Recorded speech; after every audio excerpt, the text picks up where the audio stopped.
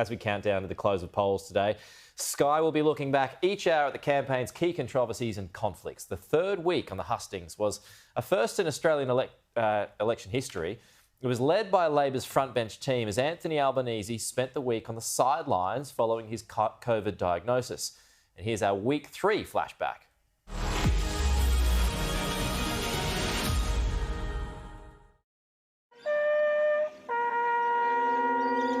Both sides of politics pressing pause to unite and pay their respects. It takes a nation to defend a nation. And what ultimately matters in that task is a people with a fierce and protective love of their nation and of their liberty. In this very place, people could hear the noise of the aircraft. In this place, people witnessed the explosions of the bombs. There we go.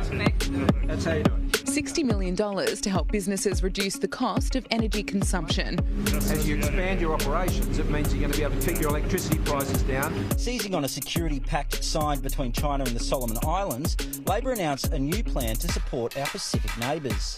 We know the first priority of government is to secure the nation. A couple of hours door-knocking with Andrew Constance in the marginal seat of Gilmore, and the old maxim, all politics is local, becomes apparent. I think with Culburra we have some issues with our road network, our NBN and also medical facilities. And the main issue is incompetence and corruption.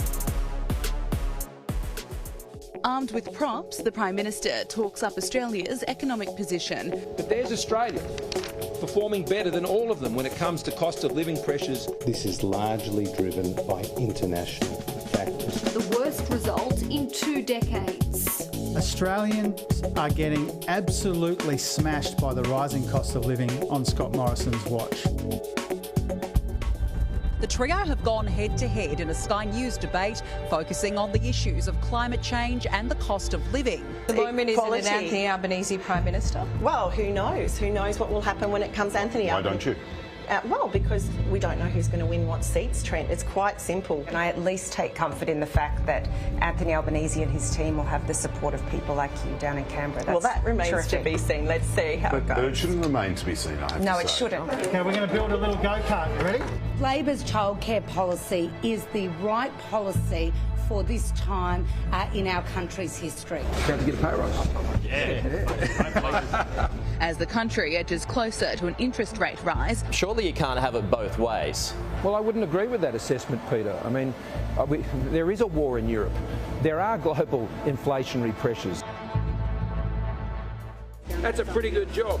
Scott Morrison fuelling up his campaign, promising to invest $70 million for the Tasmanian Green Hydrogen Hub. Creating over its life as it's built up over 1,000 jobs. It's Anthony Albanese's first day out of COVID isolation, but he didn't join shadow ministers for the day's official press conference. I'm told that I'll continue to feel fatigue and tired.